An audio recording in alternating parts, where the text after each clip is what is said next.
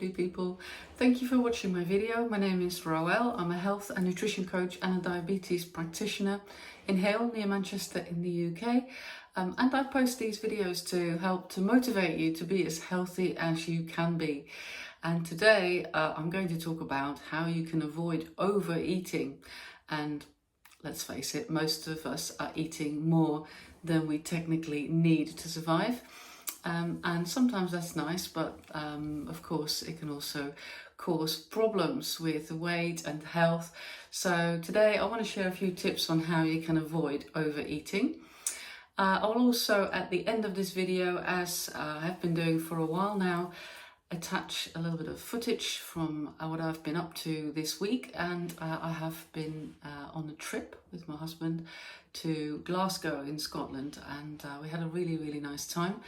It was very hot, which I suppose is quite unusual for Scotland, but it was hot everywhere, I think, and it's still very hot today. So if I'm starting to talk nonsense, then I've probably been hit by a heat stroke. Mind you, I probably don't need a heat stroke to talk nonsense. So let's talk about overeating. Oh, and by the way, I also add a little bit of chat about any crafty stuff, not crafty as in clever, but crafty as in crafting, knitting and crocheting that I have been doing this week, and I'll talk about that after I talk about the tips on overeating. So if you're not interested in that bit, then just skip. I will warn you when that comes up, and then of course you can still skip to the very end if you want to see some footage of Glasgow. So let's talk about the overeating then. And I think, like I said before, most people struggle with that at some point, overeating, even if they don't realize. I think most people eat more than they need, and we need far less food than we think we do. But thanks to our modern lifestyles, of course, constant access to food's in abundance for most people, large portion sizes. I think we've all seen how portion sizes have grown over the last decades. Eating on the go, delivery is so easy, getting food delivered. We've become a little bit disconnected from our natural hunger and fullness signals, and yeah, that's a bit of a problem. So I will share in today's video some practical science-backed tips on how you can eat in a way that feels satisfying without feeling stuffed. And I'm not going to tell you to count calories. I'm not really a massive fan of that. And I'm also not going to tell you to skip foods that you love to eat. It's just about tuning into your body and making a few simple shifts. So to start with, of course, we need to optimize those hunger and fullness signals. Our body is great at producing signals to tell us, or to tell our bodies, what to do and when. And so the basics of hunger and satiety signals, so satiety, that's fullness, that's just your body's natural way of saying, I need food, or I've had enough. And these signals, they can get dulled over time by us living in a way that we're not really meant to live, like constant snacking, being overly stressed, chronic stress, sleep deprivation, and processed food. So they all mess with these hunger and satiety signals. So then you're not really feeling anymore when you really need food or when you've had enough. So how can we then get that to work properly again? And you can, that's the good news. So a few things that, you know, I mention in a lot of my videos, but it's so good, there's no harm in saying it again. Eat real food, foods that are full of nutrients, because if your body gets all the nutrients that it needs, it's not going to crave food that you don't need. So the more you give your body what it needs, the less it will ask you for more. And so eat these real foods, the kind of food that Mother Nature provides, and not ultra processed foods, and that make sure that you get plenty of protein. That's really important, and then your body will be satisfied. You want to include protein, but of course also fiber and healthy fats in your meals. So you want to eat plenty of vegetables and some healthy fats, which you will get from probably a lot of the protein-rich food that you're going to eat. And this protein, fiber and the healthy fats will actually slow down your digestion, and that will help you to feel full for longer. That's why when you eat a lot of refined carbohydrates and sugars, it will give you satisfaction in the short run and it will make you feel full, but it won't last. And you get onto this roller coaster of energy and feelings of hunger, up and down, up and down. When you eat these refined carbohydrates and sugars, satisfied for a bit, but then you feel really hungry again. And you won't get that so much with the protein, the fiber and the healthy fats. Don't skip meals just for the sake of it. So I do feel that you can skip a meal if you're not hungry when you get to the point that these hunger and satiety signals are working properly. Then I think it's absolutely fine to eat when you're hungry and stop eating when you're full. And if that means that you're not going to have breakfast or lunch or dinner, that doesn't matter, because we've made these meals up, breakfast, lunch and dinner. That's not something natural. I think it was made up around the Industrial Revolution, when people started working in factories. That's when we started to sort of come with these regular meals. And biologically, there's no need for us to eat at certain times. I think you should eat when you're hungry and stop eating when you're full. And that may not work so well to start with when your signals aren't working well yet. Then you still might overeat a little bit, but once you start eating healthy food, that will all fall into place. But don't skip meals because you feel that you should, to lose weight, or because you want to save yourself for going out later in the day, because that can often lead to overeating later in the day. It's better to eat consistently and respond to actual hunger cues than trying to manage it around your life. Stay hydrated. That's really important for so many things. It's important for your energy levels, for your brain to function optimally, and that's why maybe these days when it's so hot, maybe you've been feeling a little bit less sharp, because your brain struggles to work well when you haven't had enough water, when you're a bit dehydrated. So make sure that you drink lots of water, but it also helps you to feel fuller. And sometimes your body will confuse thirst for hunger, and it thinks you're hungry when actually what you need is to drink water.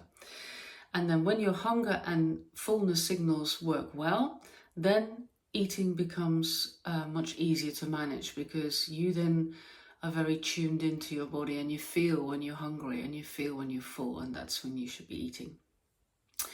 So that's the biggest tip. Tip number one is to just, make sure that what you eat is helping you to manage your eating. Tip number two is something, it's a tip from Japan, I think, and I'm probably going to butcher the pronunciation of it. I'm sure I will. But I think it's called Hara Hakibu or Hachibu. I'm not sure, but what it is, I think it is a Confucian teaching, and it means eat until you're 80% full. So don't eat until you feel 100% full, but stop eating when you're around 80% full. And yeah, that sounds really simple, but apparently that can be very, very effective. The idea is that you stop eating before you feel full, because fullness actually lags behind what you've just eaten. It takes a little while for your body to register that you're full. So if you actually stop eating when you feel full, then you've eaten too much. And so by the time you feel full, you often you already overshot what your body actually needs.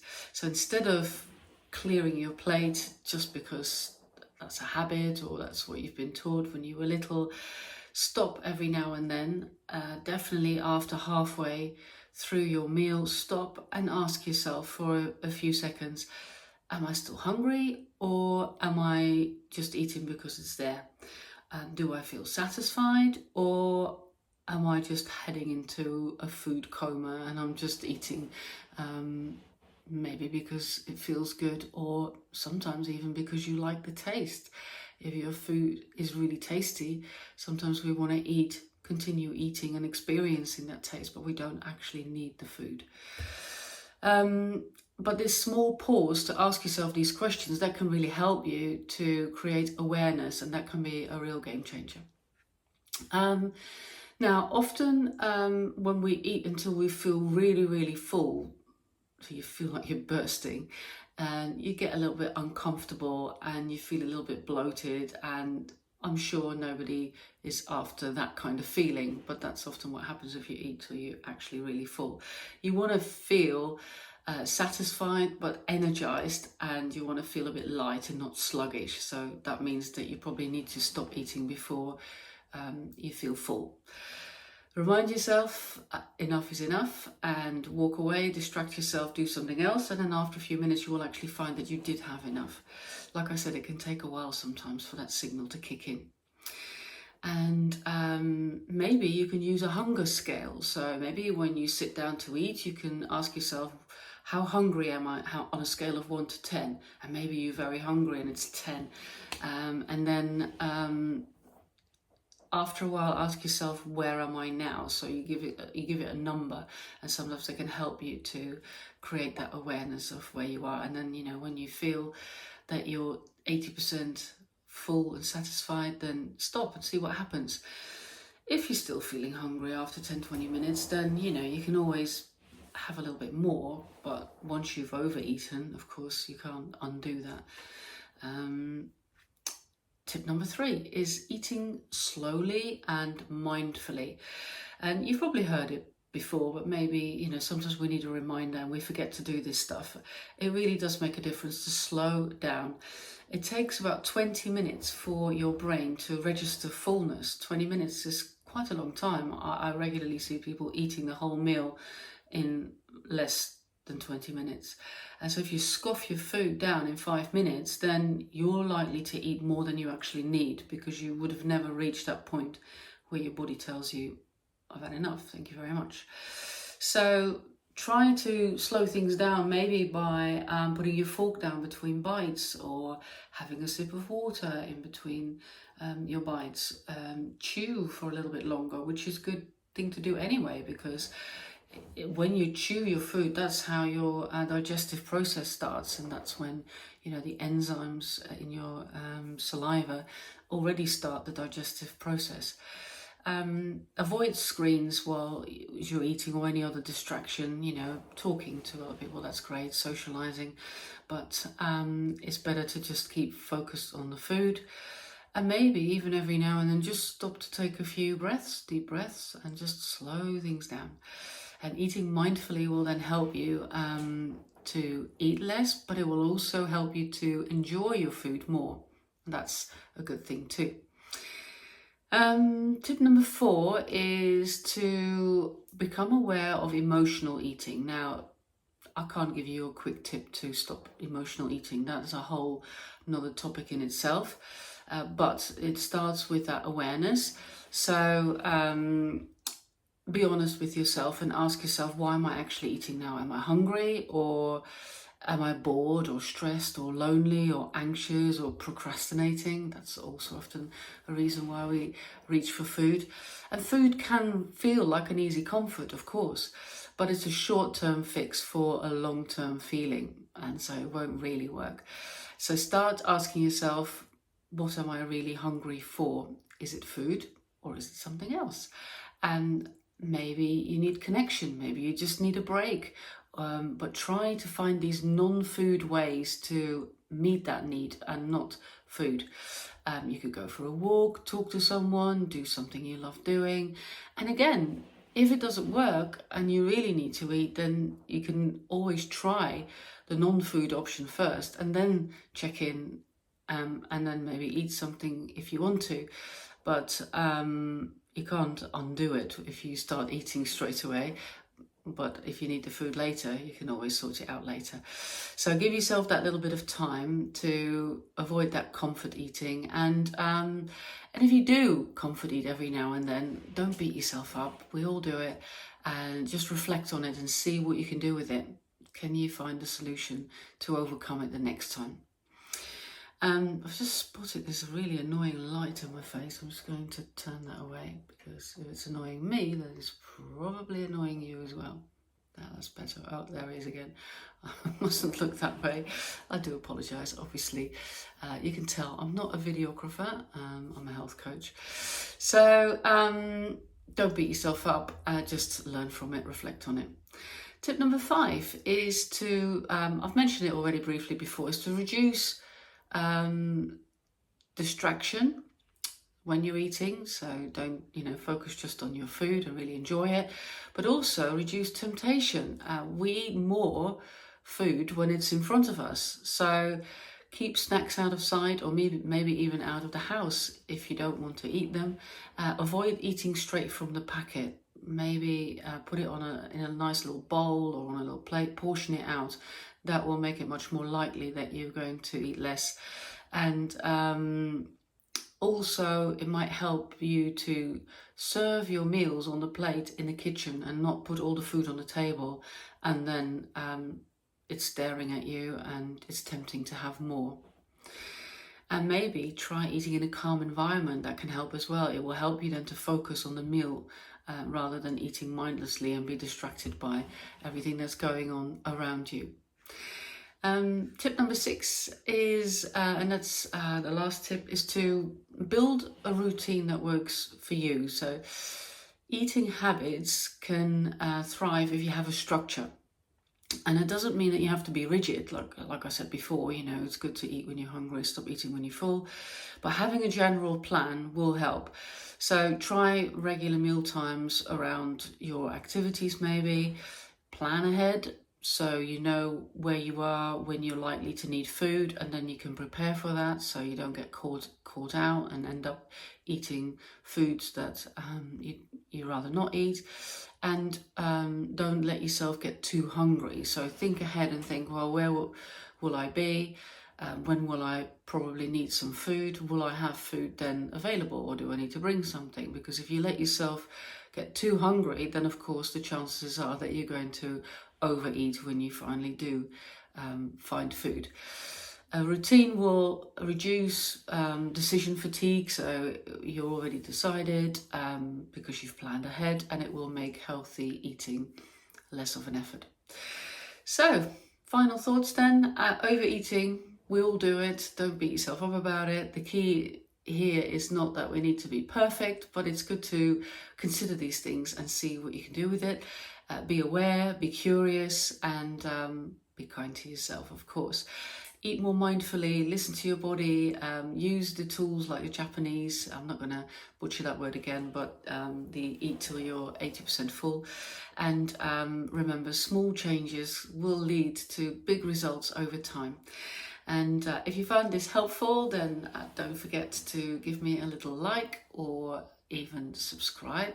I have been welcoming some new subscribers recently, and I really appreciate you. Thank you so much for joining. And yeah, if you know of anybody who might be interested in my health tips, then feel free to forward it to them. And I'll look forward to seeing you in the next video next week. If you want to get some weekly tips in your email inbox, then I will leave a link below this video where you can subscribe to get my weekly email with some tips around what I've been eating, what I've been reading or listening to, essential oils I've been using. And if I organise any webinars, then they will be advertised there as well. If you're not interested in my crafting or my trip to Glasgow, then hang up now. Thank you so much for watching, and have a wonderful week. Don't forget to set yourself one little action for this week around your health. What is the one thing that you're going to do this week that's going to make you feel better? Make it easy and write it down, and see what happens and review it next week. Only do it for 1 week, because you can always roll it over and keep doing it for another week and another week. But don't say you're going to do it for the rest of your life, because that feels heavy, and you don't want it to feel heavy. You want it to feel easy. And thank you for watching. If you're going to leave now, I'll see you next week. And if you're staying around, then I will talk about my crafting now. It's been, like I said, a very hot week, so I haven't been doing a lot of crafting. Also because we've been away. We went to Glasgow on a trip. So of course I packed knitting to take with me, and I always pack too much. I always have this idea that when I go away, especially if I'm going on a train, which we did, that I will have lots of knitting time, and I need to bring 6 projects. Of course, absolutely ridiculous, because I hardly do any knitting when I'm traveling. I say never. I do sometimes when I'm on a train or a plane, but it was a lovely train journey from Manchester to Glasgow. It goes through the Lake Districts, and so it's lovely views. And of course, I wasn't travelling alone, so also chatting with my husband. And luckily, I didn't overdo it on the projects that I brought with me. I didn't bring my Guatemala cardigan. I'm not even going to show it to you now because I haven't done anything. Well, I have done a little bit on the sleeve. Seems to be going really slowly, that sleeve. I don't know why. Only on the first sleeve still. It's just knitting and purling, and it should go really fast, but somehow it doesn't. So I'm definitely on Sleeve Island there, but I'll crack on. It doesn't matter. I don't need a cardigan this week, that's for sure. So maybe I'll show you again next week how I get on with that. I have been knitting a little bit on the sock, but I'll show you. I don't think I've hardly made any progress on it a little bit. I'm still very happy with the yarn. It's that Zauber ball, and I think the colours are really, really lovely. Really, really nice, even though I'm not really into blue, but I think sort of a greeny blue, like a sea blue, so I really love it. So I've done just a tiny little bit on that, but hardly any at all. I tried to do some in the hotel room in Glasgow. It was really dark, so I couldn't really do it. So that was it. Then what I did do, because it was a little bit hot for the Guatemala cardigan, which is, you know, getting a little bit big to have on my lap, and a bit hot and a bit sticky, I dug up an old project that I started in lockdown. And I don't really know why I didn't continue with it, because I do really like it. It's crochet, and it's small bits that are going to be sewn together into a blanket. And so it's ideal for this hot weather to do just the small bits of crochet. And it's also not 100% wool. It is actually, I should get one with a band on. It is done with Live DK Stylecraft, and it's 75% premium acrylic and 25% wool. So I think in hot weather that's a little bit easier to work with. And I've done quite a bit, but yeah, I've done quite a bit already, and I've sort of picked it up again. It takes a little while always to get back into a project that you've been working on a long time ago. And it's called Persian Tiles by Janie Crow. And I think she is a legend in the crocheting world, especially with these blankets. And so it looks like that. I absolutely love this sort of Moroccan inspired tiles motif. And so you crochet these octagons, which you start sort of by doing a circle, and then it will turn into an octagon, and then you have to do the little granny squares and then bring it all together. So far I have done nearly all, well, no, I haven't done the whole octagons, but the beginnings, the middle of the octagons. So I'll show the picture again so you can see that you start with that circle. And so I've done the colourful bits, and now I need to start on the blue bits around it. So I've got 16 of, a bit tricky to find the right side and the wrong side in crocheting. It's like that. So like that. And I think maybe one of the reasons why I didn't continue with it is maybe if I pick one where I haven't done the outsides yet, you can see a little bit better this one. Because I wasn't really in a great place during lockdown, I'm sure, with the rest of the world. Nobody really was, were they? Well, apart from the people who profited from it, but let's not go there. You could see it a little bit better like that, I think, where, yeah, you just start in the middle and then you work. I really, I think you can see the colours maybe better like that. But beautiful colours, and really enjoy actually crocheting. But I sort of always wonder, what it seems to me something more for accessories than garments, and I do like making garments. But yeah, of course, blankets are nice too. I have crocheted a shawl as well, which I'll show you in another video. So that's something that I'm going to be working on, and it comes with great instructions. It's a whole like booklet. The only thing that is a little bit of it's not a shame, it's easy to convert, but the pattern is written in UK terminology crochet, and I prefer US, but of course there is a chart that converts it, so it's quite easy to do it. But yeah, it comes with lots of instructions. I won't hold that up for very long because it's a paid for pattern. And do check out Janie Crow, because she does amazing crochet patterns if you're into crochet, and especially these blankets. And she's got, of course, you can do this in other colours as well. I bought the kit directly from her website, so I got it with the recommended yarn that she uses as well, the Stylecraft UK. Happy with that. And then the only other thing I've done is to wind up a cake of yarn, which it took a while because I did it by hand. I have got a really beautiful yarn winder, a wooden one. So I've got the, what do you call it, the umbrella, a nice wooden one. Maybe I will add it to the footage of Glasgow, or I might stick a picture in here if I work out how to do that. But one of these lovely wooden Lika or Luca, I don't know how you pronounce it, the brand, where you put the skein around it, and then I have a lovely matching wooden ball winder. But I'm not really getting on with it because to keep the tension the same and to get a sort of a nice, neat looking cake of yarn, you need to keep the pace of turning the yarn winder the same all the time, but you can't because it's just too long. And you know, I'm fit and I'm strong, but it's just too difficult to keep doing that for that long a period of time. And so then what happens is you need to then stop doing it, and then you lose the tension and it goes a bit slack, and then you pick it up again. And yeah, I don't know, I'm not very handy with it, and I'm wondering now whether a battery or electrical one would be better.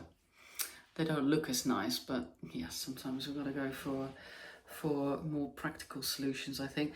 To be honest, I don't really mind doing it by hand. I find it actually quite relaxing to do it. You do, of course, need to have the time for it. So what I did use the umbrella, and then what I did with the previous one of this one that I'm using for the Guatemala, this is a beautiful Life in the Long Grass fingering yarn that I bought at the Stephen and Penelope shop in Amsterdam. And I'd used up the other one in the Guatemala cardigan, so I needed to wind this one. And the other one, I just started, literally, I just start around 2 fingers and then just, you know, make it into a tight ball. But I was in Sustrainer Grainer, and it's like sort of a, I say it's a Scandinavian shop. I think they're like Swedish or Danish sisters. Sustrainer Grainer means green sisters. And maybe I'm a bit cynical, but I have noticed, I do love the shop, but I've noticed that a lot of the stuff that they sell is made in China. It is a very affordable shop, so I'm sure if it was made in Scandinavia, it would be 4 times the price at least. And so, yeah, I'm not complaining, but I don't think it's as, maybe not as sort of authentically Scandinavian as you think it is, but don't take my word for it. I think I've just noticed that on some stuff that I bought. What I've also noticed is that some of their things don't have a clear description on it, what it is. And I love wandering around there and picking up stuff and thinking, oh, what's that? And buy stuff that I didn't know I needed and probably didn't need, but it just looks fun. And this is one of these things. I didn't know what it was. It didn't say it on the label. It was in the craft section by the yarn, you know, by all the knitting stuff and the crocheting stuff. So it was yarn related. I knew that, but it was cheap. So I was just intrigued and I bought it. And then I spent some time online to figure out what it was. And I think what I found out is that it's called a nostepini. Nostepini? Again, I don't know how you pronounce that. Or it can also be called a nostepinde or a nestepinde. But what it is, a traditional tool used for winding yarn into a center pull ball. So that's when you can start pulling the yarn from the middle. And look, looks amazing, doesn't it? I do think it came out really professionally looking. Yeah, I mean, not the other one that I do by hand looks rubbish, and who cares what it looks like anyway. We're not going to win a prize for that, but interesting. Yeah, so you just attach the first bit a few times around here, and then you wind it in sort of a diagonal, and whilst you're doing it, you turn it every now and then, and that's how you get like that. And then you just push it off when you're done, and then you've got one that you can center pull. You can pull the yarn from the middle. So yeah, if you find that interesting, you can get that in Sostrainer Grainer, where they obviously have a lot of other lovely crafty things for crocheting, knitting, sewing. I don't actually know if I can find it here, but I bought a really nice sewing little kit there as well. So check it out. That was it for the crafting. I didn't do any drawing this week because we've been away. Probably will do some again next week. And thank you again for watching. And I will add a little bit of footage from our time in Glasgow. We had a great time. I've never been to Glasgow before. My husband had been for work, but didn't spend a lot of time there for leisure. So hadn't seen a lot of it either. And we went by train. It's about 3 hours and 10 minutes from Manchester. It's a lovely train journey through the Lake District. And we had a lovely hotel, which was very near the centre. And we packed quite a lot in. We stayed 2 nights, so say 2.5 days, 2 nights. We even went on a tourist bus, which, you know, it's a bit naff, but you get to see a lot and you get to hear a lot of information about the city, so it was actually really interesting. I'm glad we did it. And we had some lovely meals. We went to a fish restaurant, which was okay, and the second restaurant was really, really good. It was called the Spanish Butcher, and we had some lovely steak there, and it was a really lovely atmosphere as well. And apart from that, we went to some galleries. Went to Kelvin Grove, which is massive, and it's got loads of exhibits, arts, natural history. And we also went to the Burrell collection. That's a private, well, not private, well, it was private, but Burrell gifted it to Glasgow City, and they put it in this amazing building, and that is a little bit outside the city. And it was beautiful by the river, and so I've got some footage of that as well. Enjoy if you're going to watch that. If not, then of course you can switch off now. Thank you for watching, and have a great week. Love you lots. Bye.